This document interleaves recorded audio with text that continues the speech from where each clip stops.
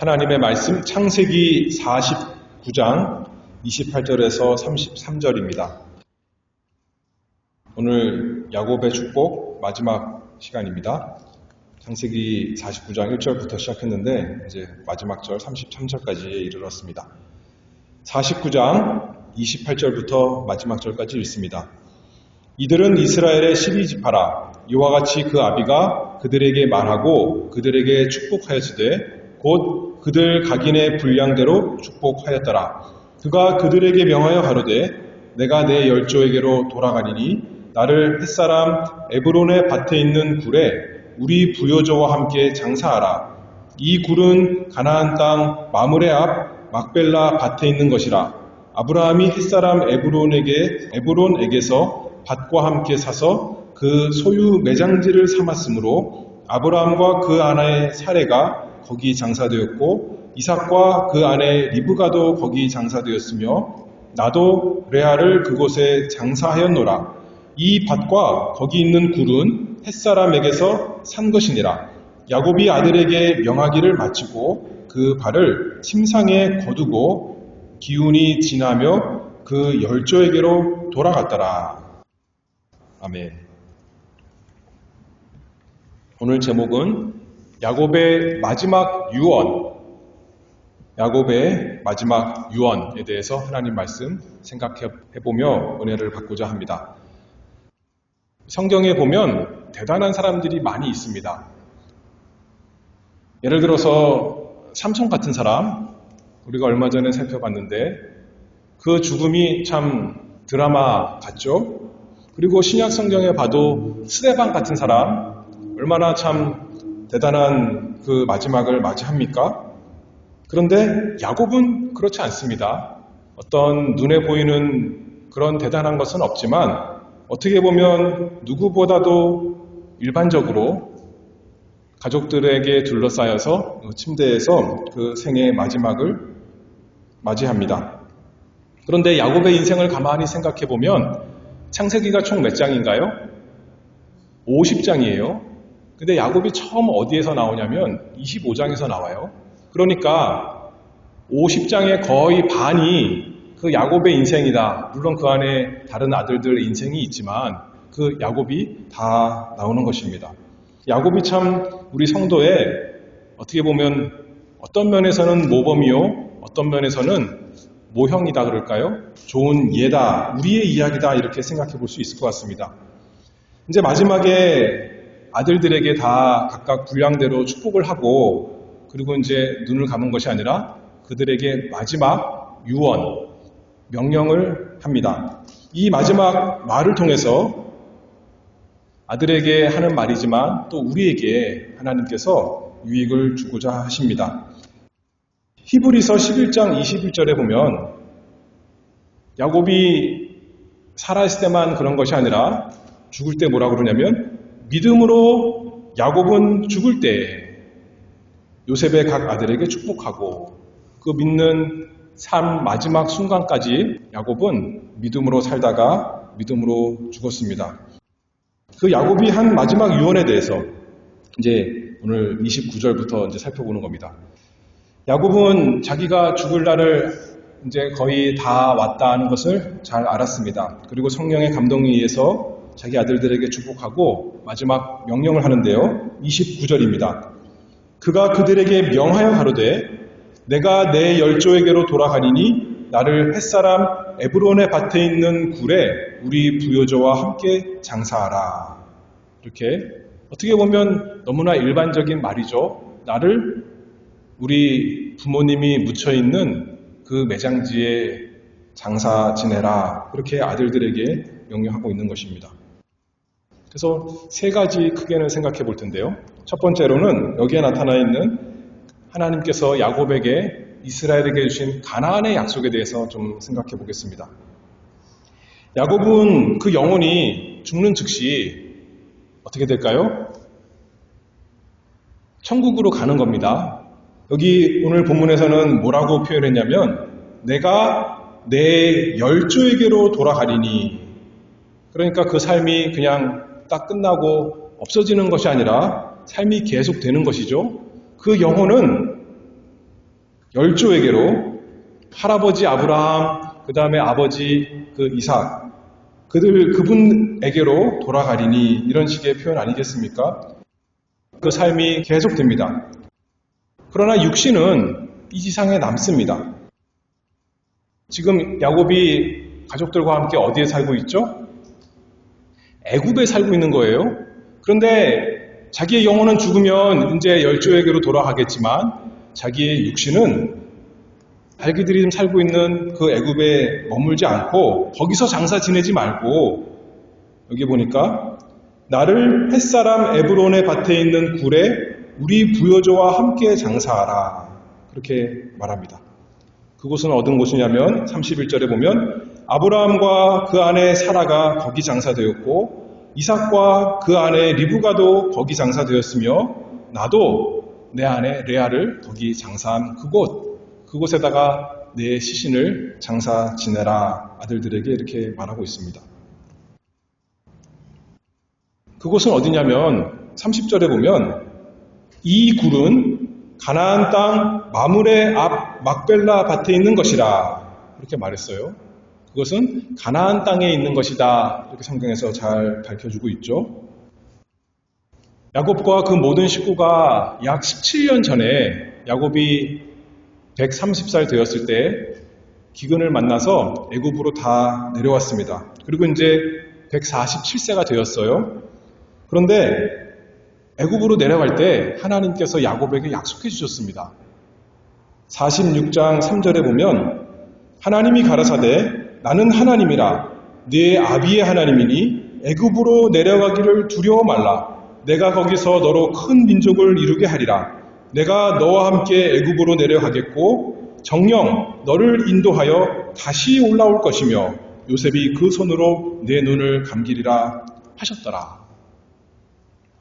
이제 자기가 죽음을 앞두고 그러나 하나님의 약속 망한 것이 아니라 실패한 것이 아니라 반드시 이룰 것을 확신하며 살아서는 자기가 가나안 땅으로 돌아가지 못하지만 자기가 이스라엘인데 이스라엘 민족은 그 가나안 땅으로 돌아갈 확신을 가지고 이제 자기 육신도 가나안에 매장해 주기를 바라는 마음입니다.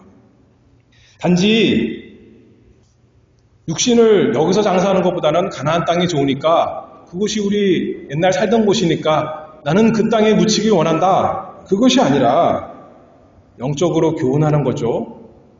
애굽은 지금 우리가 먹을 것이 없어서 여기 살고 있지만 여기는 우리의 집이 아니다. 하나님께서 약속하신 가나안이 우리가 돌아갈 집이다. 그것을 자기 가족들에게 다 증거해주고 있는 거 아니겠습니까? 믿음의 아버지로서 그 믿음의 자녀들에게 우리는 애굽 사람이 아니다. 우리는 가나안에 살 하나님의 백성이다 하는 것을 가르쳐 주는 것입니다. 애굽 사람들과 동화되지 말고 그들의 문화, 그들의 종교, 그들의 사상 거기에 하나가 되지 말고 너희는 나와서 요새 우리 표현으로 의하면요 하늘을 바라보고 본향을 바라보고 살아가라 하는 것이 이 야곱의 그 아버지의 말씀인 것입니다. 오늘날도 마찬가지죠. 베드로전서 1장 1절에 보면 사도 베드로가 흩어져 있는 나그네 성도들에게 편지하면서 이렇게 말했습니다. 예수 그리스도의 사도 베드로는 본도 갈라디아, 갑바도기아, 아시아와 비두니아에 흩어진 나그네 그러나 택하심을 받은 자들에게 편지하노니 우리가 이 세상에 다 흩어져 살고 있지만 이 세상에 속한 사람이 아니라 우리는 이 세상에서는 나그네다. 베드로 사도가 잘 말하고 있죠. 야곱이 지금 그거 말하고 있는 거 아니겠습니까? 너희가 지금 애굽에 살지만 지금은 요셉 덕분에 좋은 대접을 받아서 살고 있지만 여기가 너희가 영원히 살 곳이 아니라 너희의 땅은 가나안이다. 그것을 말하고 있습니다. 그래서 그들과 닮지 말고 그들을 배우지 말고 언제나 너희가 누구인지 기억해라 하는 말씀이죠. 요한일서 2장 15절에 보면 이 세상이나 세상에 있는 것들을 사랑치 말라. 누구든지 세상을 사랑하면 아버지의 사랑이 그 속에 있지 아니하니. 가나안의 모든 것보다 애굽이 언제나 좋은 게 많은 거예요. 세상적으로, 물질적으로 풍요로운 것입니다. 그러나 너희는 약속인 땅 가나안, 그 땅이 너희 땅이다 하는 것을 야곱이 기억하게 하는 것입니다. 그래서 30절 읽어보면 이 굴은 지금 매장지에 대해서 말하는 거예요. 가나안 땅 마므레 앞 막벨라 밭에 있는 것이라. 아브라함이 햇사람 에그론에게서 밭과 함께 사서 그 소유 매장지를 삼았으므로. 여기 특별한 말씀이 나오는데 아브라함이 어떻게 했대요? 그 매장지를 사서 가졌다 그렇게 말하는 거예요. 가나안 땅을 하나님께서 약속해 주셨는데 가나안 땅 전체를 사 가졌다 이런 표현이 아니라 그 매장지를 사서 아브라함의 것 되게 했다 이런 식의 성경으로 이렇게 말씀하고 있는 거죠. 한편으로는 하나님께서 이제 가나안 땅 주시기로 약속했으니까 이 가나안 전체가 너희 땅이다 하나님께서 주신 것이다 그것을 바라보게 하는 어떤 우리말로 하면 계약금이라 그럴까요? 첫 번째 할부금을 낸 것이라 그럴까요? 보증금이라 그럴까요? 그렇게 말할 수도 있겠지만 더 나아가서 또 어떤 것이냐면 이 세상에서 살면서 필요한 땅 그것을 사 가진 것이 아니라 무슨 땅을 사서 자기 것으로 가졌다는 거예요? 죽어서 매장될 그 매장지 그것을 아브라함이 돈 주고 산 거예요. 다시 말해서 우리가 이 세상에 살지만 우리의 소유, 우리가 영원히 가질 것, 이 세상이 아니라 하나님께서 약속하신 하늘나라, 그것이 우리 집이다, 그것이 우리 소유다 하는 것을 이렇게 매장지가 우리의 것이다, 아브라함의 것이었고 이삭의 것이었고 또 야곱의 것이다 라는 걸 통해 보여준다 생각할 수가 있습니다. 세상은 우리 소유가 아닙니다. 단지 우리는 나그네요 행인이고 우리는 장차올 그 땅, 그곳, 그 기업이 우리의 것입니다. 그래서 베드로전서 1장 계속 읽어보면 3절에 찬송하리로다. 우리 주 예수 그리스도의 아버지 하나님이 그 많으신 긍휼대로 예수 그리스도의 죽은 자 가운데서 부활하심으로 말미암아 우리를 거듭나게 하사 산 소망이 있게 하시며 썩지 않고 더럽지 않고 쇠하지 아니하는 기업을 있게 하시나니 곧 너희를 위하여 하늘에 간직하신 것이라. 하나님 아버지께서 마치 야곱의 아버지, 야곱의 할아버지가 그 매장지를 값주고 사서 그들의 것으로 삼았듯이 우리 하늘 아버지께서 우리를 위하여 썩지 않고 더럽지 않고 쇠하지 아니하는 기업, 우리의 영원히 거할 새하늘과 새 땅을 우리의 것으로 하늘에 간직해 주셨다 했습니다.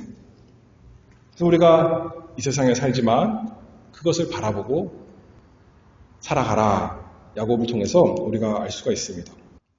우리에게 가나안 약속이 있습니다.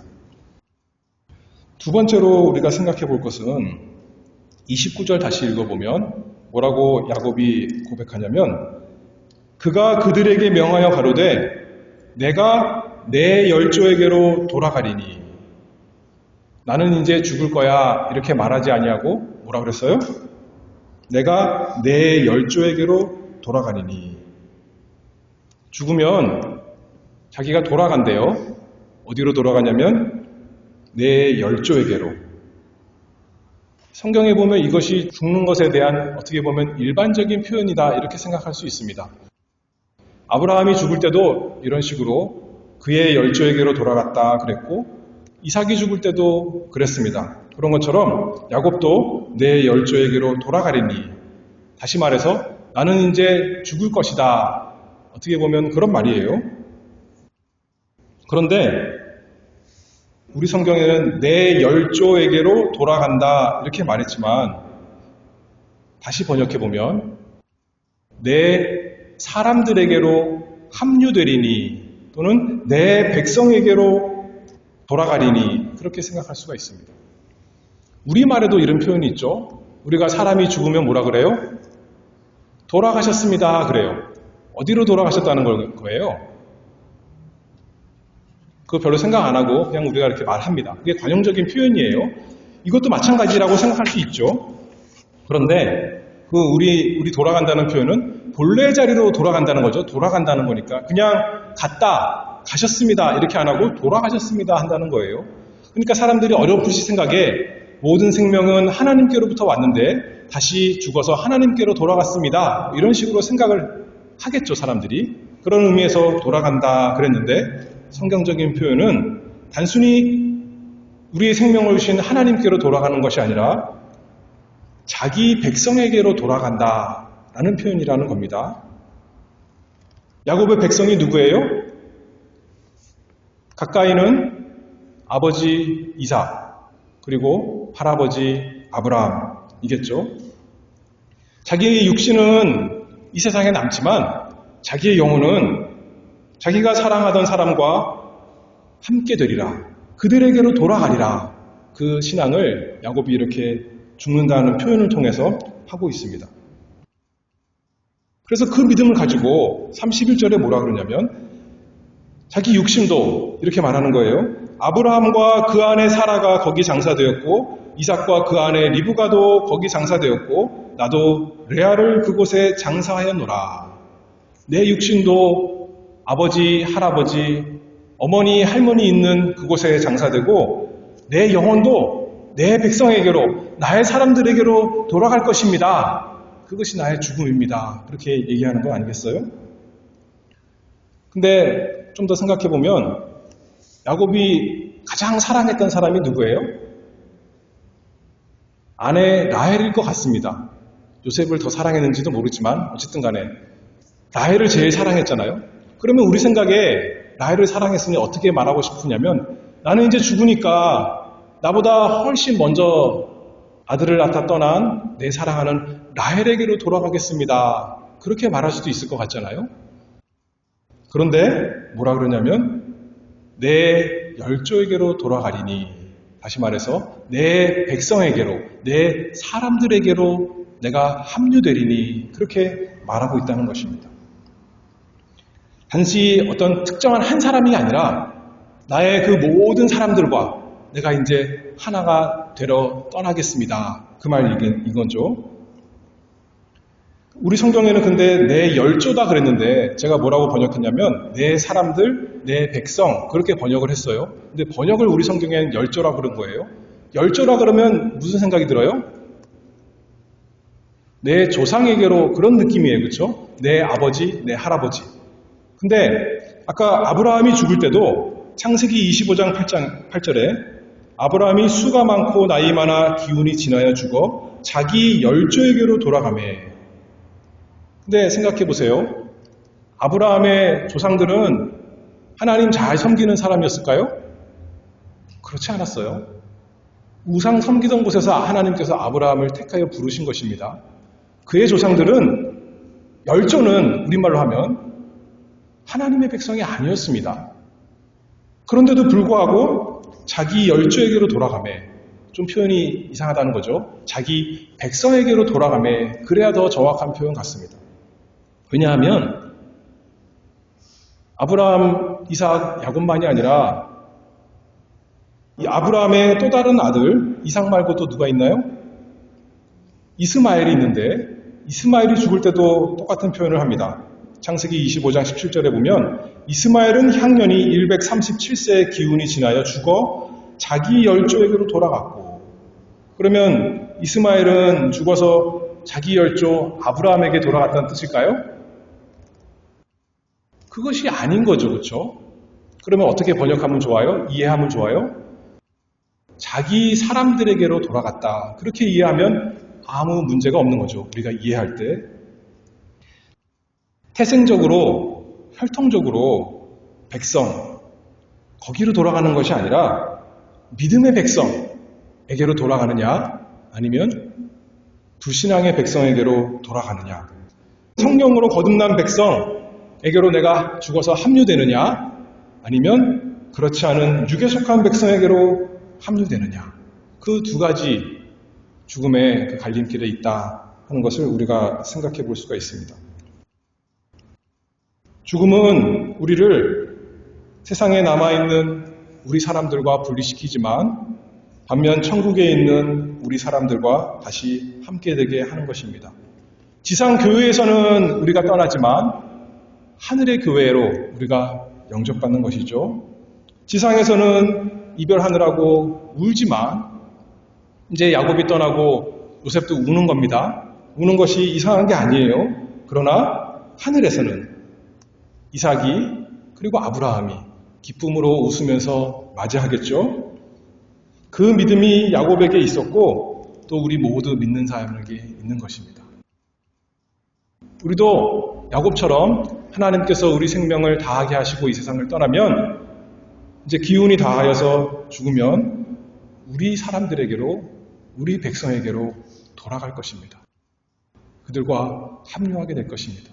여기 남아있는 사람들에게서는 떠나서 하늘에 있는 우리 사람들에게로 우리를 사랑하는 우리가 사랑하는 그 사람들에게로 우리가 갈 것입니다.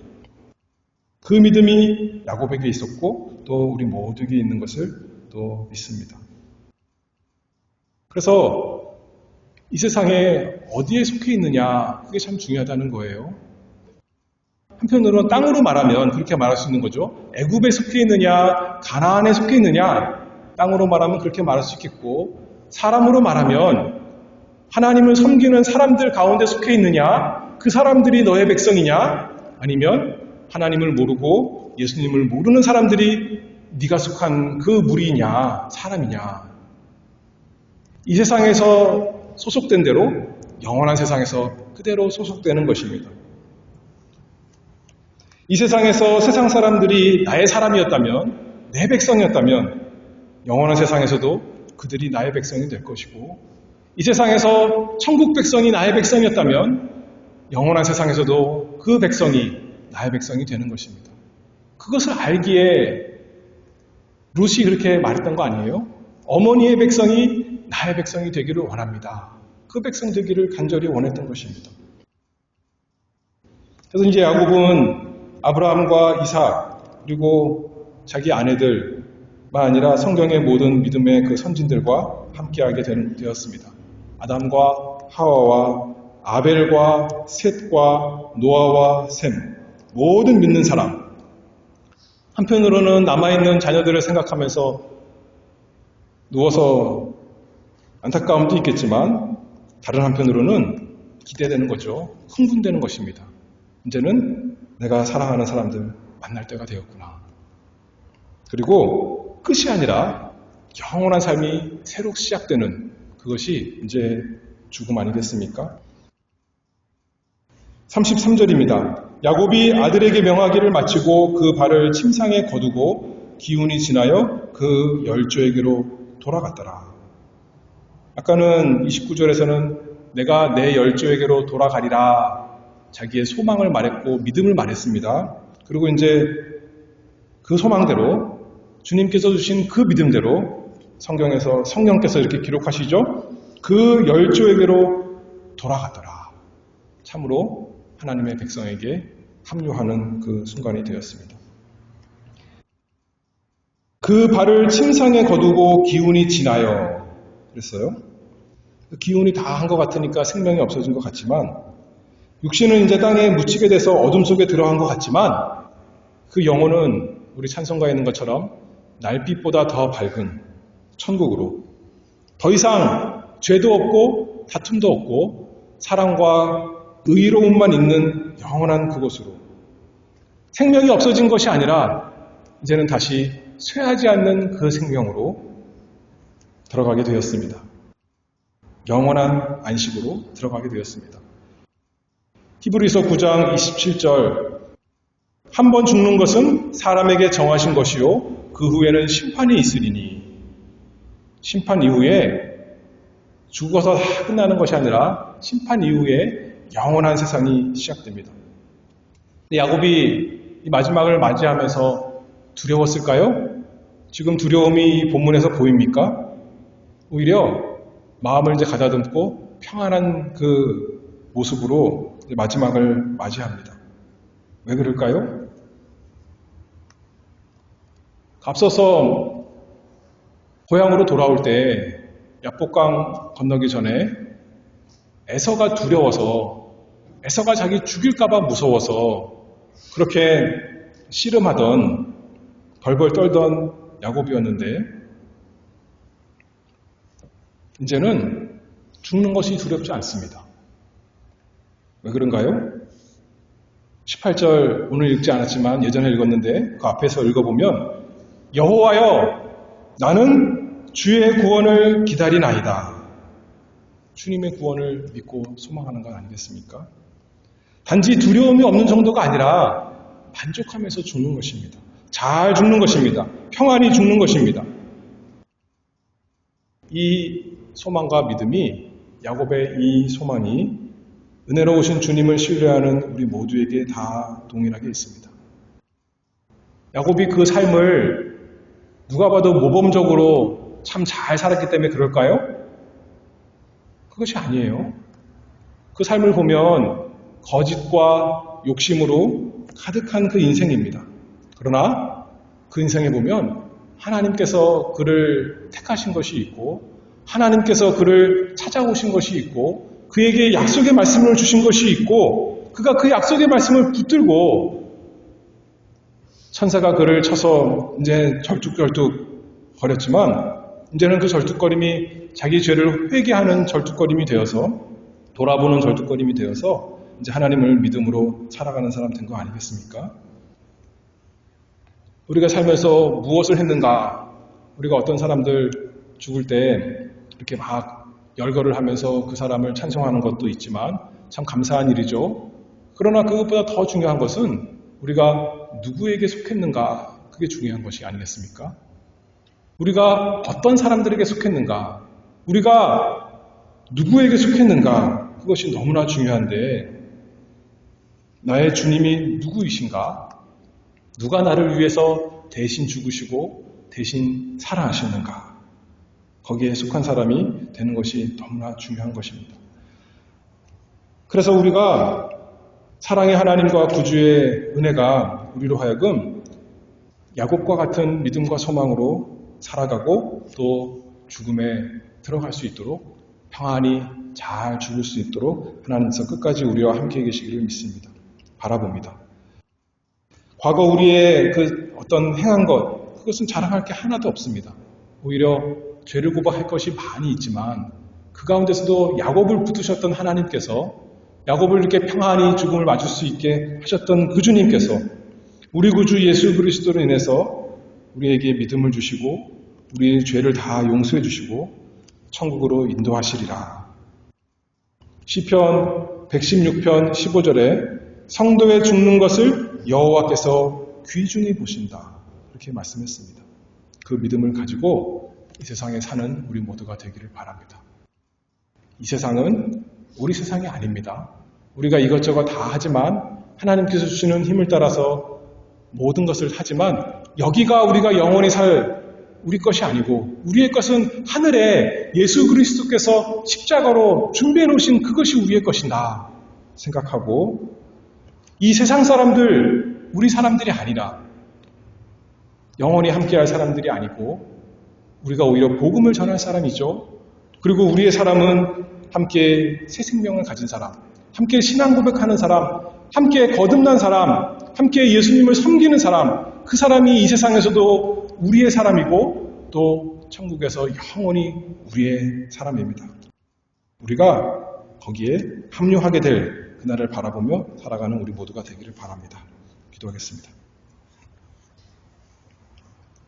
선하시고 인자하신 아버지 하나님, 저희에게 믿음을 주시고 저희에게 생명을 주셔서 예수님 안에서 살아가게 하시니 그 은혜를 찬송합니다. 저희가 예수님께 속하고 이 세상이 아니라 천국에 속해서 이제는 하나님의 백성이 우리의 백성이 되고 하나님의 자녀가 우리의 형제 자매가 되어서 이 세상에서 함께 서로 사랑하며 살고 또 영원히 함께 그 백성에게 합류될 것을 바라보게 하시니 은혜를 감사합니다. 이 세상에서 주님께서 주신 모든 것을 이용해서 주님의 나라를 이루기를 원하고 또 이 세상이 우리의 전부가 아니라 우리는 하늘이 있는 것을 바라보고 주님께서 우리를 위해서 간직하신 준비하신 썩지 아니하고 더럽지 아니하고 쇠하지 아니하는 영원한 기업을 얻을 것을 바라보면서 산 소망을 가지고 살아가는 우리 모두가 되도록 저희에게 힘을 주시고 믿음을 주시옵소서. 예수 그리스도의 이름으로 기도하옵나이다. 아멘.